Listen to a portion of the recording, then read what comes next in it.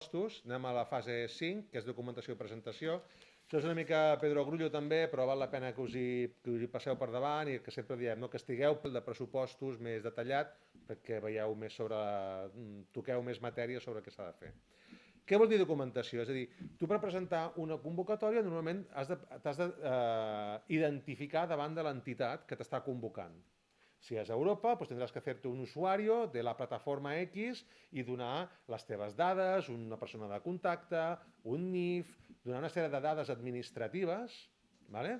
Que t'identifiquin com una persona física o una persona jurídica capaç de presentar aquest projecte, elegible per a tal convocatòria.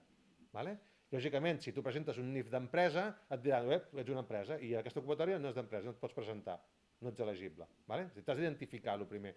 Això pot semblar una tonteria com un piano, però és un procés que demana, una altra vegada, com sempre us diem, demana unes hores, demana una dedicació i que has de perdre un dematí o dues tardes en fer-ho. I ho has de tenir en compte i has de passar per aquí. I no només tu, segurament els teus socis també els hauràs d'avisar, oye, cuidado, tienes que ir a la plataforma, registrarte y pedir una mañana a hacer todo esto. ¿Vale? O sigui, tingueu en compte i estigueu previnguts. Registrar-te i obtenir l'acreditació que veieu aquí dalt, la xorrada aquesta que he posat així, un cop us heu registrat i heu donat inclús firma electrònica, a vegades en el cas de convocatòries nacionals, no? Això de la firma electrònica digital i tot això.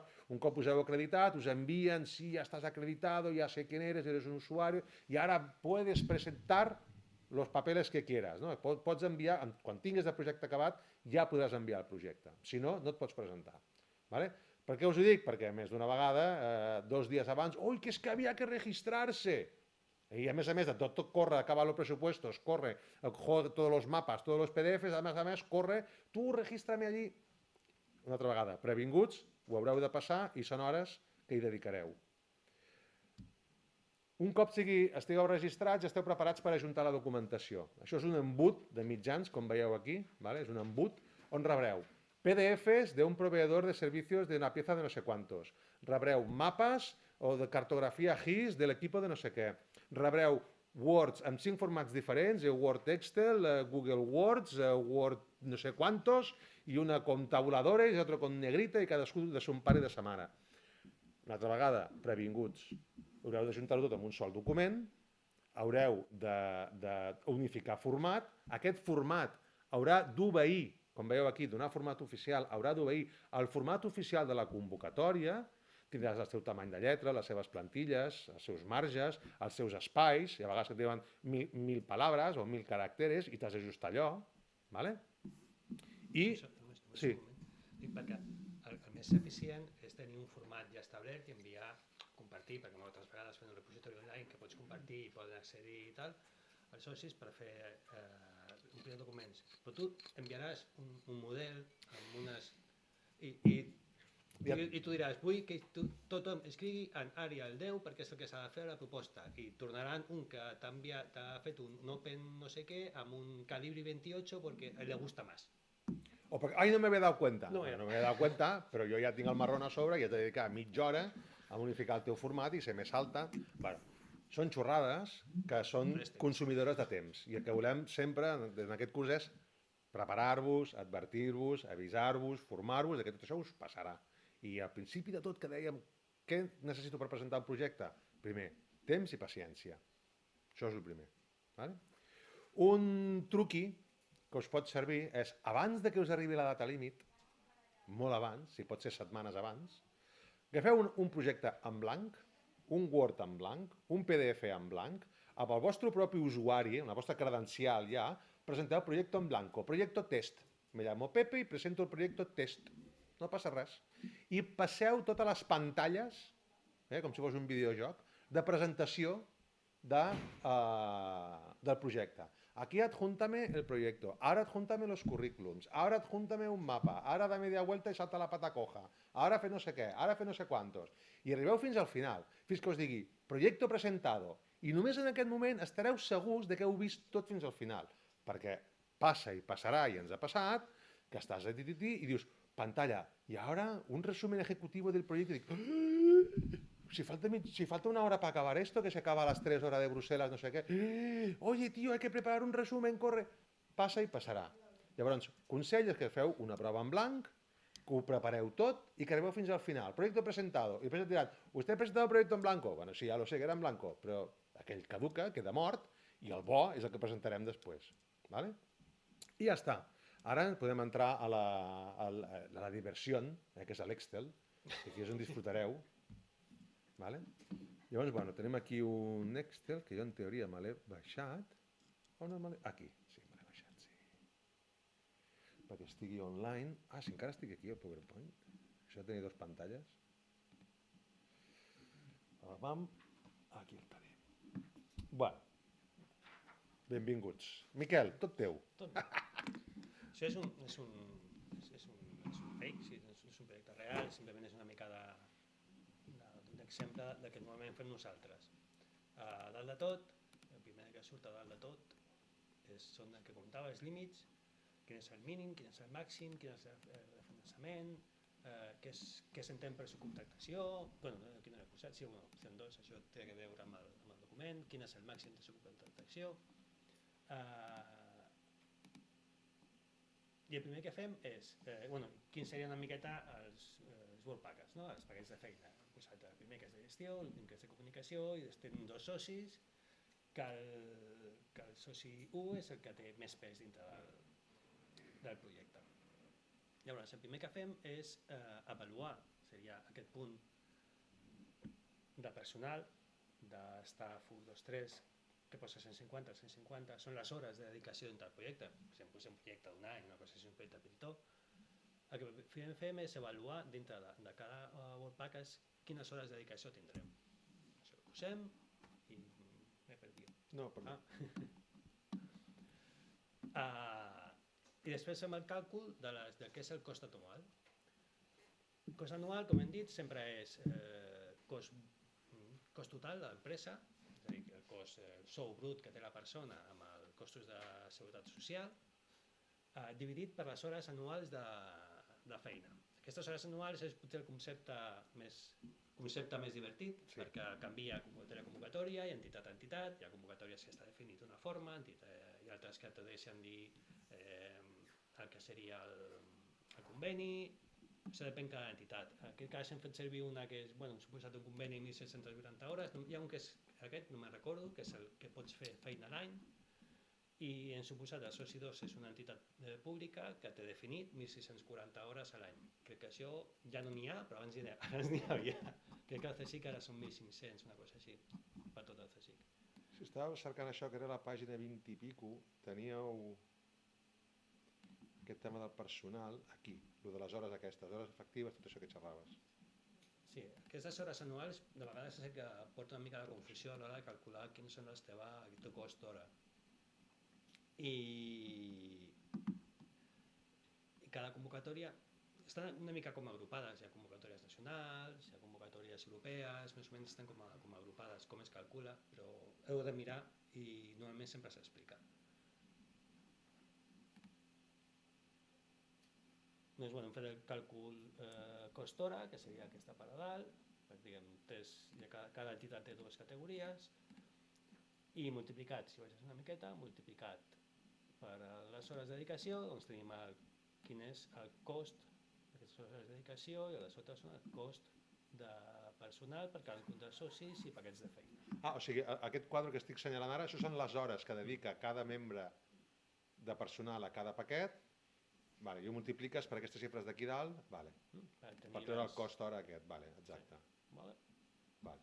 Llavors, això ho fem, s'ha desgranat per paquets de feina, per tenir ben clar quina és la dedicació a cada paquet de feina. Però això mateix ho fem per totes les categories. Viatges, on viatges, aquí. No he posat on, però està bé posar un viatge, una persona, dues persones, tants dies. I també està bé posar quin tipus, no he posat, però està bé. És interessant posar com es calculen les dietes. Això no és tant per fer el càlcul exacte, és perquè després sàpigues com has fet el càlcul. Perquè 2 anys després a la persona li diguis tienes cama, desayuno i taxi. Vale, pues ja està, ja lo sé. Tens aquests valors, baixes una miqueta més cap avall, se fa el mateix en fungibles. Normalment és interessant explicar cada partida què és. Aquí hem posat una auditoria que s'ha de fer al final del projecte, comprar de material fungible, una contractació externa, un servei extern i la pàgina web. I després també el soci 2, que seria amb el públic, farà una inversió inventariable, és una compra d'un microscopi. Té 15 anys d'amortització, doncs la duració del projecte, que hem posat 12 mesos, aquest és l'import imputable dintre la despesa imputable dintre del projecte. I després sí que hi ha una subcontractació que farà el primer soci, que és part del paquet de feina 2, que contractarà una entitat per fer tota aquesta part del paquet de feina 2. Llavors es considera subcontractació en aquest cas. Fem tot el sumatori de costos, no? I posem els overheads. Els overheads estan aquí al final. Ara no me'n recordo quin valor he posat, aquest que he posat, si no me'n recordo, això tenia apuntat, sí, overheads, que és tot menys... No, aquest és el sumatori, l'anterior, sota algun overheads. El 9.000? Sí, ja no veig, perdona. És el 15% de tots els costos excepte subcontractació. Fem el sumatori total i tenim doncs, un pressupost total de 120.000 euros, 70% de finançament, 84.000. Ara fem tot l'anàlisi del pressupost, fem aquest chequeo. Contractació, tenim un 50% de màxim, tenim un 16%, perfecte, entra, està bé. El pressupost mínim eren de 100.000 euros, estem per sobre, perfecte. Tenim un cofinançament de 36.000 euros, això ho mirem la nostra empresa, diem, podem assumir aquest finançament? Sí, cap endavant. Gestió de projecte, hem vist que té un 8% de pressupost total, entra dintre d'un raonable. Hem avaluat quins són el paquet de feina que no són els productius, seria el primer i el cinquè. I això és una divisió, no és un percentatge, és una divisió. Si és 1 és quan són iguals, per sobre de 1 serien més grans, està per sota de 1, molt per sota de 1, per tant perfecte. Però tenim un 50% de personal. Podríem revisar. Això què vol dir? Què hem de canviar? No, què hem d'explicar? Moltes vegades no significa que si tens un 20% jo revisaria, o sigui, canviaria. Però un 50% de personal diria, ostres, doncs mira, necessitem fer aquesta subcontractació per aquest motiu, molt ben explicat, molt ben detallat, hem de fer aquesta compra per aquest motiu, molt ben explicat, molt ben detallat. Per això, per exemple, en el cas de l'inventariable, encara dependrà de la convocatòria. Et pot demanar que tu imposis com a cost tota la compra, en aquest cas 15.000, o només et deixarà posar com a cost la part imputable, en aquest cas 600. Són coses de cada convocatòria. S'han fet aquests xecs, veiem que més o menys té sentit el pressupost, i ara la meva recomanació seria això, passar-s'ho a una altra persona, que ho revisi, que intenti entendre, que avaluï si pensa que és massa o poc, per la feina que es farà. Però bé, més o menys aquest és un exemple d'un pressupost molt senzillet, molt...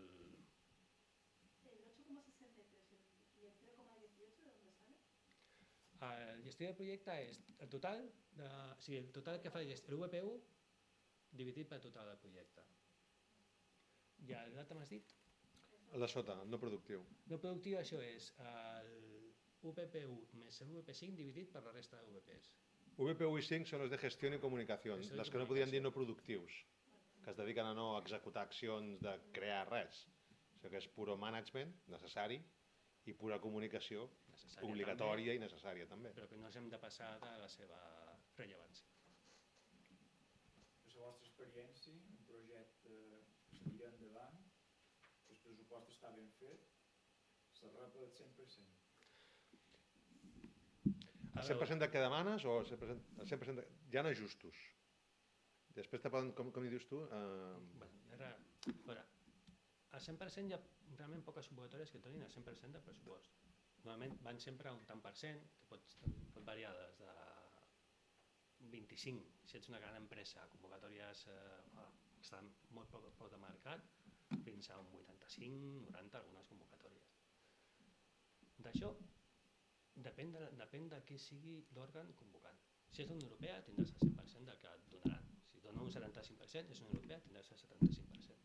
No sé si he tingut experiències amb el CDTI te diu esto es para compartir i després te negocia. Bueno, hem dit que els... perquè sempre que posa hasta ell, 75%. Llavors, hasta ell, pues ja... Però per la vostra experiència sempre hi ha sustos. Sempre és menys. Sempre. No, jo no he vist cap Que sigui més. que sigui no més o el... O el 100%. O exactament el número, El sempre que menys. demanes. Sempre menys. Bueno, però en cas de nacionals, en cas europea... No, que europees no, ja són molt serios. El que demanes t'ho donen o no t'ho donen. I nacionals, no totes. I nacionals ja que sí, tu demanes un tant per cent i t'ho demanen, segur. Si t'ho donen, t'ho donen. Depèn de la convocatòria. Depèn, és l'òrgan convocant.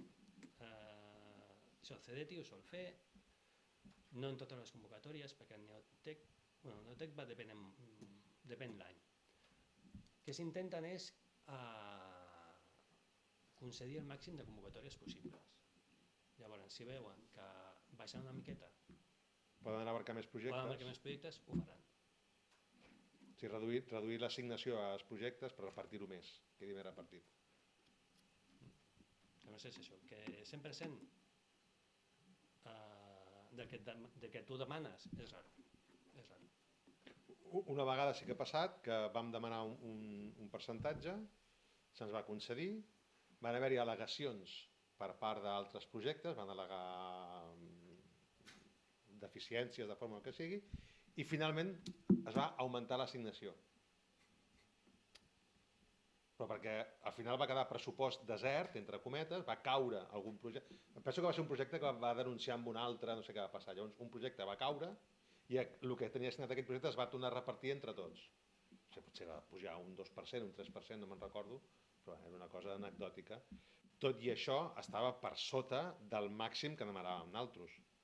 Nosaltres vam presentar 4 projectes, un se'n va emportar el 80, l'altre el 60, l'altre el 72, i l'altre sí que va arribar, per exemple, al 100%. I eren projectes de molt diferent quantia, de molt diferent. Doncs realment no és una ciència exacta. Nosaltres sempre recomanem precaució.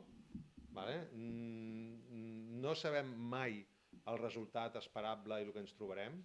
Depèn de la convocatòria, depèn dels altres, el que vaig dir el primer dia, no depèn només de que nosaltres fem un bon projecte, sinó depèn Tu et dones compte que hi ha moltes coses de que t'han faltat coses. que havies de fer això, però, ostres, no pots perquè abans has de fer un parell de passos més que no estan contemplats al pressupost. I això fa que tot trontolli molt. I després també falta manca d'experiència en el que s'ha de justificar i els terminis. Gestió documental, què ha de demanar, com ho ha de demanar, tot això.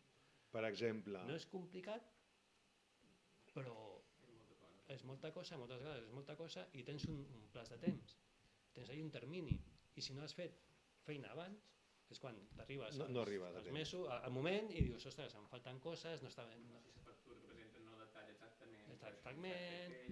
O has fet un vol, has facturat el vol, tens el justificant de pagament, però no tens la targeta d'embarc.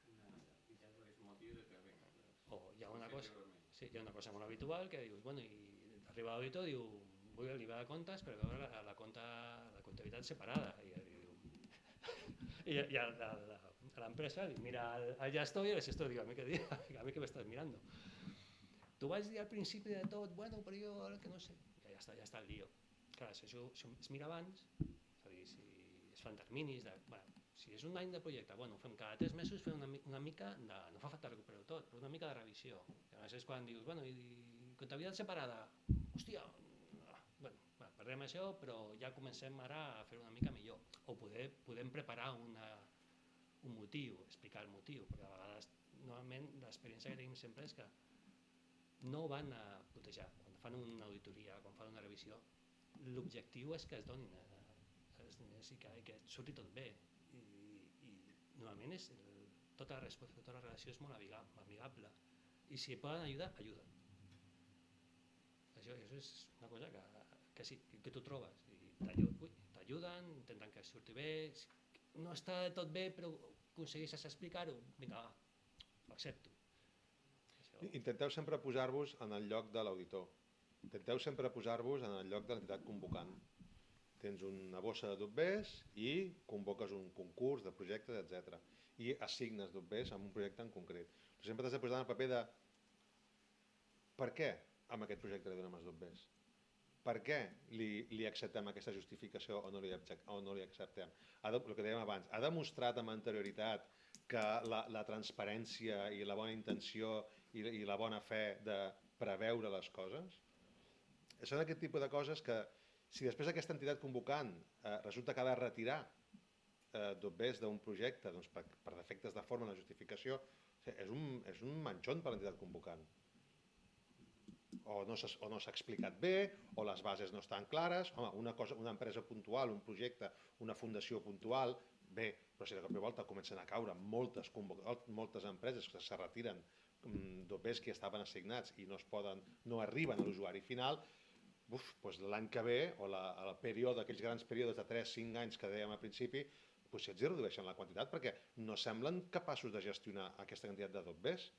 Si ens hem donat, m'invento, 50 milions i n'han tornat 20, doncs l'any que ve te'n donarem 20, no te'n donarem 50. I gestiona aquests 20 i si ho sabeu fer millor, doncs ja anirem augmentant. Per això hi ha aquesta voluntat sempre de col·laboració, o sigui, no és un inspector d'Hisenda que ens ve a buscar, que ens ve a punyir. També hi ha una tercera... La meva resposta és en aquests dos motius. També hi ha un tercer motiu que és menys evident però passa, que tu demanes per fer un projecte, t'ho concedeixen, executes i et surt bé, la cosa tira cap endavant, sempre tens que estàs fent un producte nou per posar a la venda, surt molt bé, comences a tenir interès en inversors i arriba el moment que has de justificar. I dius, bueno, m'han de pagar tant, estic amb inversors que m'entraran amb tant i he de justificar que representa una inversió de tantes hores. Doncs no justifico. Directament. Que no m'ho tornin. No m'ho tornin, da igual. No passa, ja ho he gastat, ho he assumit, és ja ho meu. he gastat, ho he assumit, però no com la cosa ha anat molt bé i no fas això, passa. Sí, m'estimo més no perdre el temps i els recursos i cremar el personal amb trobar 15.000 euros o 25.000 euros que no sabem on són, i abans que tirar endavant i dedicar-me a un business angel que m'arriba amb mig quilo d'euros i escolta, aquells 15.000 euros deixa'ls estar. Això sempre estrany, però és un motiu que passa. Però clar, amb això sí que no pots... Sí, és així, sí, és així. Si hi ha un moment que fas aquesta avaluació i et surt més a compte, passar de l'ajuda i fer l'altra feina.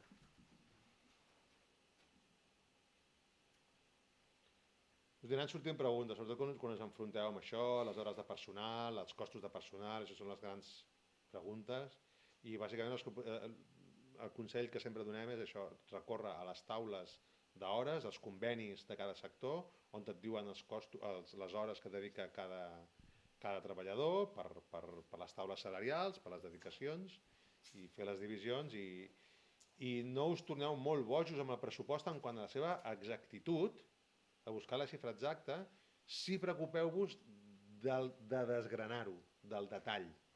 Perquè després, quan hagueu d'ajustar i hagueu d'executar, us vindrà bé en recordar-vos d'on anava aquella partida i d'on anava l'altra partida.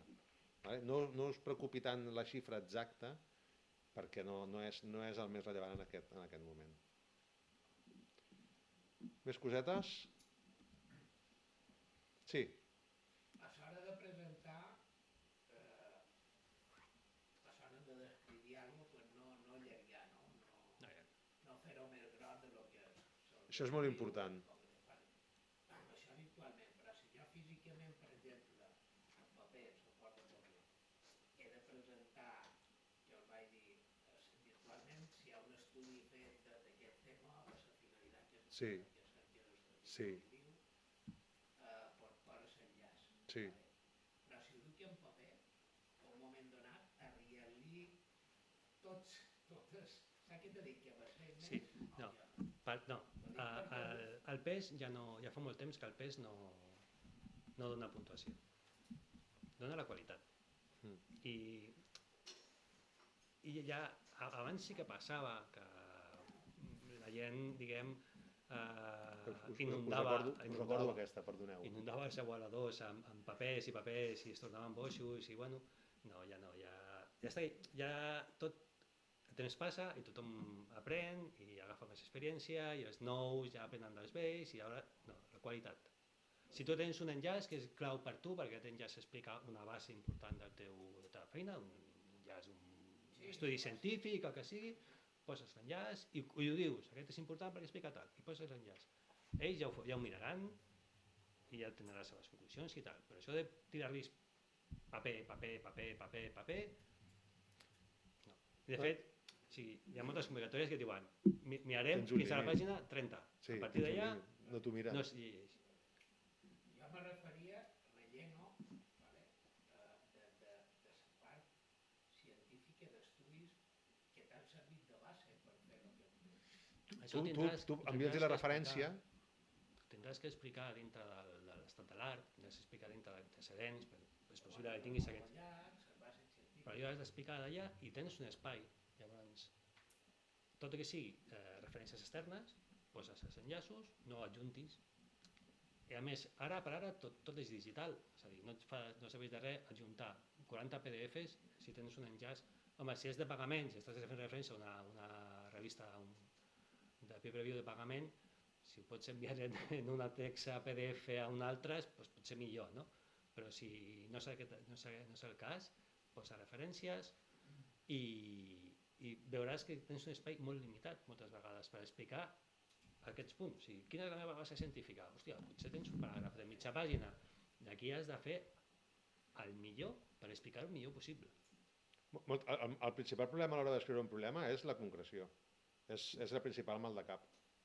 Tens 500 paraules, doncs 500 paraules, tens un quadrat així i allí has d'intentar explicar a cada punt el que et pregunten i intentar-te no sortir.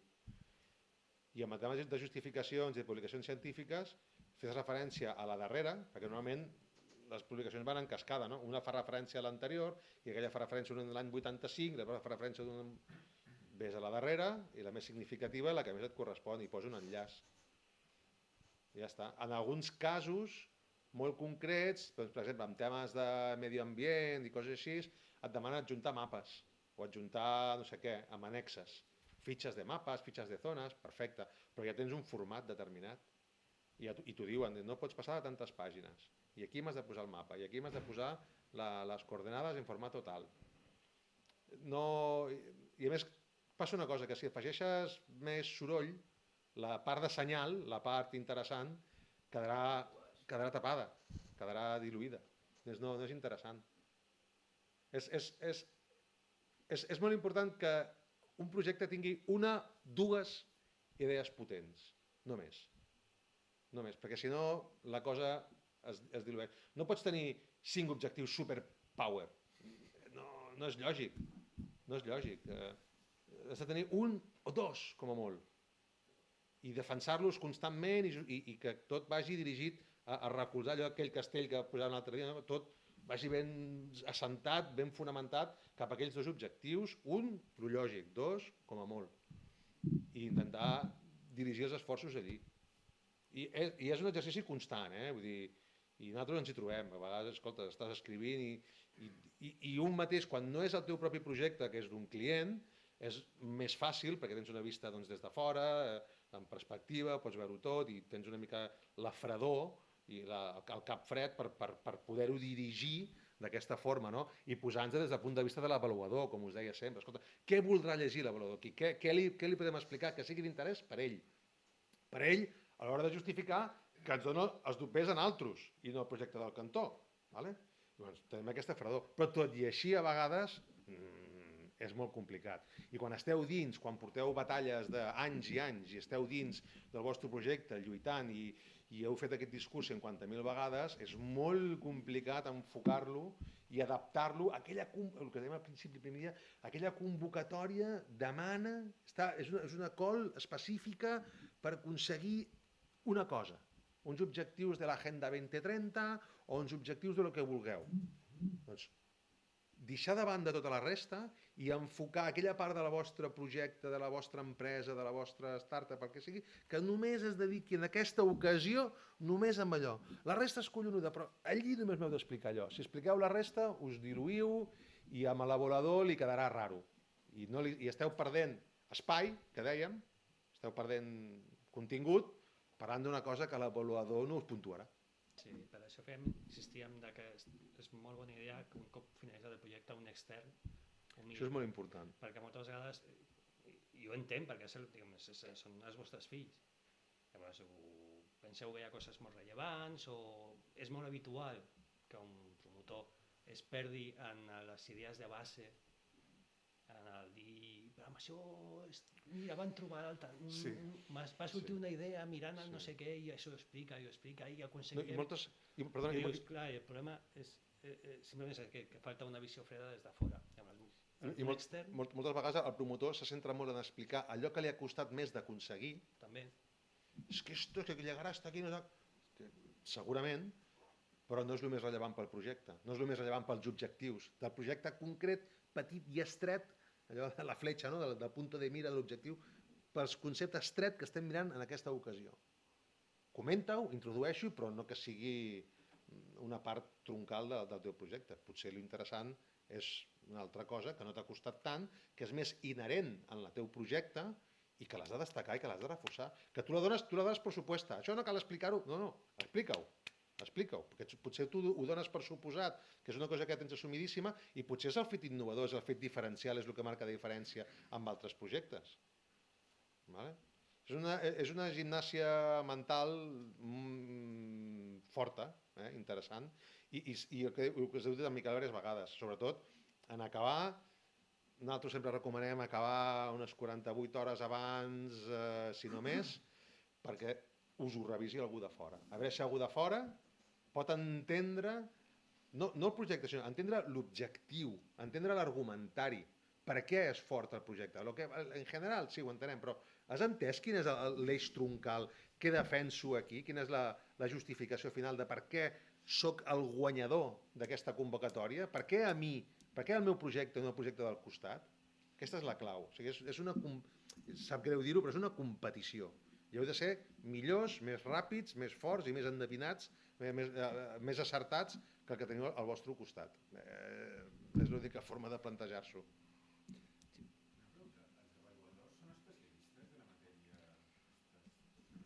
Depèn. No entenen per què ser especialistes, depèn molt de la convocatòria. Hi ha convocatòries que sí que estan molt enfocades a una temàtica i sí que són especialistes, però solen ser especialistes en projectes. Han vist molts, han fet molta feina amb molts, llavors, clar, potser no són super especialistes en la matèria, però sí que els resulta molt senzill mirar les referències, avaluar si està ben fundamentat aquestes referències, si té una bona estructura, si és clar, si es relaciona amb el pressupost, això, no són experts en la matèria, però sí que solen tenir experiència en això. Llavors, en general hi ha moltes, el que tenen és una taula. És a dir, hi ha un que fa l'avaluació i després ho es posa a la taula. Llavors, la taula és la que pren la decisió final. I aquí sí que pots trobar gent que sigui experta. Els projectes que tenen més base científica solen tenir experts. Els projectes que són més, podem dir, innovació, és a dir, no és una base enginyeria o una base molt tècnica, solen ser més de tot. Més o menys, com una pista general. Però sí, però no tenen per què ser experts. Les puntuacions són objectives? Hi ha unes taules d'això o és subjectiu? No, aquí sempre són subjectives. Al final és una persona que t'està avaluant. Ho farà respecte a uns barems, ell tindrà unes taules d'avaluació. Si t'han explicat suficientment els paquets de treball, és un 3. Si te l'has explicat més o menys, són 2 punts. I ell anirà, subjectivament, anirà puntuant. Estem entrant en matèria de demà, però va bé. Us enviaran moltes vegades, depèn de si l'entitat és més o menys sèria o de feina que tingui, qui estigui al càrrec, perquè al final us poden enviar de tornada un feedback, tant si esteu aprovats com si no, us envien, i normalment va inclús com un Excel per taules. Apartado 2, has sacado un 5, i ells copiar, pegar, o a vegades està redactat, i jo, sincerament, poques vegades he llegit una cosa amb la que no estigui d'acord. Quan tu responen i ho llegeixes i ho veus des de fora i potser ho veus 6 mesos després d'haver-ho entregat, perquè quan et contesten potser fa 4 o 5 mesos que ho has presentat. I ja en fred, ho llegeixes i dius, hòstia, és veritat, és que aquí ens vam enredar a explicar que les cèl·lules hacían no sé què i això no era tan interessant. O aquí ens vam enredar amb el pressupost, a fer molta investigació de no sé què i no era la part interessant. o no era interessant, no la part que buscava la convocatòria a pujar, que aquesta convocatòria no buscava excel·lència en això, buscava excel·lència en altres coses, i vam perdre molt d'espai i molt de temps en parlar d'això. Jo, realment, demà ho veurem, però és molt interessant llegir els feedbacks dels operadors. I a vegades es reparteixen la feina, es parteixen el projecte. Tu a vegades presentes el projecte en diverses parts. Xac, esto, a evaluació tècnica, puramente tècnica. No és un peer review, de qualsevol forma, ¿vale? No és un expert, no és com un article científic, però sí que serà gent experta en la matèria i, per altra banda, gent, com deia Miquel, experta en execució de projectes, que n'han vist 300.000 i ja veuen si la cosa quadra o no quadra. Si la persona, l'equip que hi ha darrere, té experiència en preparació i execució de projecte o no la té. Llavors, tot això són coses que el llenguatge que fas servir, si ets molt concret amb el que estàs explicant, tot aquest tipus de coses ens posen sota la lupa i s'ho miraran molt bé. Una altra vegada, repeteixo el mantra, des del punt de vista d'ells, a posteriori, hòstia, i amb aquest projecte per què l'has donat 400.000 euros? Oh, mira, està superben explicat, superben detallat, saben molt bé el que volen fer, és un equip excel·lent, han aconseguit captar financiació extra de no sé on. Perfecte, 400.000 euros ben posats. O aquest projecte per què l'has posat? Mira, no en tenen ni idea, és la primera vegada que ho fan, està mal explicat, el pressupost és una xapussa. Doncs aquí estaria, no?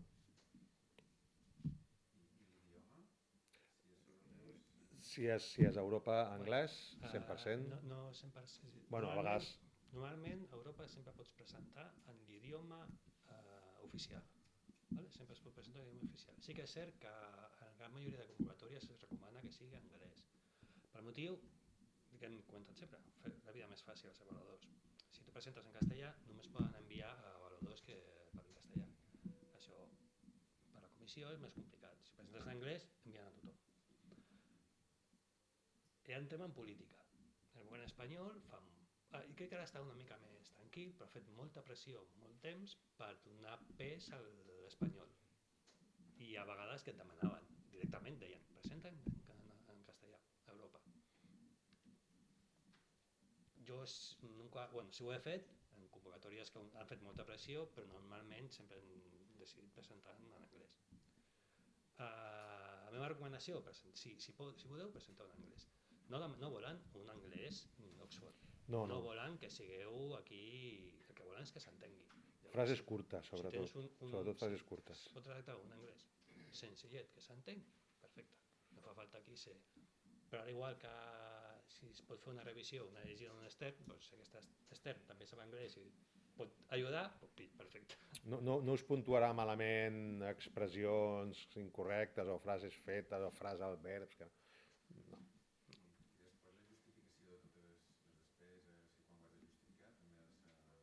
Si és Europa... Sí, però això normalment no hi ha, excepte els informes, i sí que hi ha uns informes, el que és la despesa no sol tenir un text, no sol ser narratiu, és més números. Jo com a norma que acostumo a aplicar, acostumo a presentar en el mateix idioma que s'han publicat les bases. Senzillament. És una bona referència. Si jo agafo una convocatòria del govern de Balears publicat en català, doncs es presenta en català. Si és una convocatòria nacional, lògicament en castellà. En anglès a Europa, en anglès. Una convocatòria europea que ja ha descarregat les bases en espanyol, eventualment potser presentarem en espanyol. Però que es diu el Miquel, potser et redueixes l'espectre d'avaluadors que puguin optar. Vale? Però si fos anglès, ja dic... Saps els TED Talks aquests, que és un anglès que tothom parla poc a poc i senzill i que frases cortes i tot missatges molt clars, doncs aquest seria el tema. Sobretot no fer subordinades. Sobretot.